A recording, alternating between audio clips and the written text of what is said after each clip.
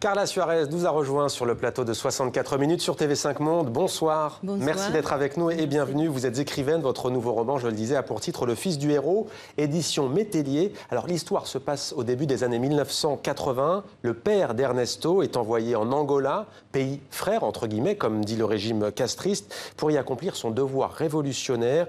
Il n'est jamais revenu. Quelles sont alors, dites-nous, les conséquences sur cet adolescent qui n'a que 12 ans? Alors en fait, il a 12 ans quand son père est mort et d'un jour à l'autre, il était un enfant qui était en train de jouer avec ses copains, comme tous les enfants de 12 ans. Ouais. Et d'un jour à l'autre, il va devenir le fils du héros. Et un héros à Cuba, c'était quelque chose de très très fort, très vénéré, très respecté. Et surtout à l'époque, c'était vraiment le discours idéologique, c'était encore plus fort. Comme un martyr. Et, oui, voilà. Et c'était donc lui, il va devenir pour tout le monde le fils du héros. C'est pour ça, à cause de ça, que le titre du livre, parce qu'il va avoir la responsabilité de représenter les rôles, de faire des choses que les autres attendent de lui.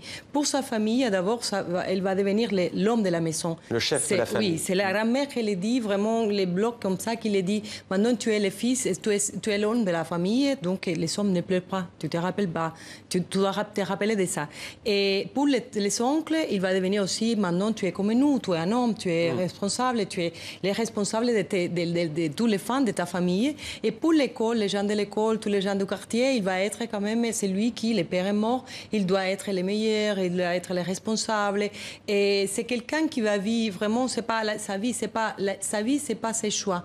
Il va faire, c'est ça que tous les gens attendent de lui.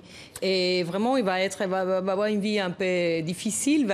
Sa femme l'appelle toujours l'homme entravé, parce que c'est quelqu'un qui a resté un peu, à un moment donné de sa vie, il s'est arrêté. Ouais. Ça fait beaucoup sur les épaules d'un petit de 12 ans qui dit « Dans mon pays, on petit déjeune, on déjeune et on dîne avec l'histoire. L'histoire est entrée dans nos lits, dans nos familles, dans nos jeux d'enfants et elle s'est collée à notre peau. C'est elle qui m'a fait grandir orphelin. » En quelques mots, au fond, tout l'enjeu de la vie de ce garçon est posé. Ben oui, parce que là, pour lui, il est quelqu'un simplement qui a perdu son père. Il ne comprend pas beaucoup de choses. Si on comprenait, moi, j'ai grandi avec la guerre, parce qu'Ernesto et moi, on a un ménage. Et donc, c'était les années, j'étais à Cuba dans les années quand j'étais petite. Ouais. La guerre a commencé à prendre plus place dans notre vie. C'était quelque chose, d'abord, c'était quelque chose de secret. Donc, les gens parlaient comme ça, il y a une guerre, il y a les gens, les Cubains qui sont partis comme ça. Après, ça est devenu une chose, tout le monde sont partis, pendant la guerre a duré pour les Cubains 15 ans. Ouais. Donc, plus de 300 000 Cubains sont participés. Donc, c'était quelque chose de normal. Mon frère était aussi, j'ai des amis, des copains qui sont partis après d'un service militaire. Et voilà, c'était une chose, mais pour lui, et il comprenait encore moins, parce qu'à lui, il dit l'histoire est arrivée un jour chez moi, il m'a touché. Il m'a touché vraiment, il m'a changé la vie complètement. Alors justement, Ernesto, vous avez posé le cadre. Quelle va être son obsession ? Son obsession va être comprendre ce qui est arrivé à son père. Oui, comprendre qu'est-ce qui s'est passé, les pourquoi de cette guerre, pourquoi les Cubains ont participé, pourquoi on restait combien de toutes ces années-là, et où est-ce que son père est mort, parce que là, il a un problème. Tous les gens qui retournaient après de la guerre, les gens qui étaient même avec son père, les copains de son père qui sont revenus, et il essaye à tout le monde de demander que quelqu'un lui racontait les derniers jours de son père. Et personne ne dit rien. Même pas les grands amis de son père, que c'est comme un père après pour Ernesto. Et il a dit non, je n'étais pas là, je ne peux rien te raconter. Il raconte seulement les moments heureux, les moments où le père était en train de sourire, parce qu'il veut garder dans ses enfants les images gaies de son père, pas de tristesse. C'est ça qu'essaye Antonio, que c'est l'ami du père. Mais Ernesto dit, tu vois, on ne peut pas passer, on ne peut pas vivre et ne laisser rien.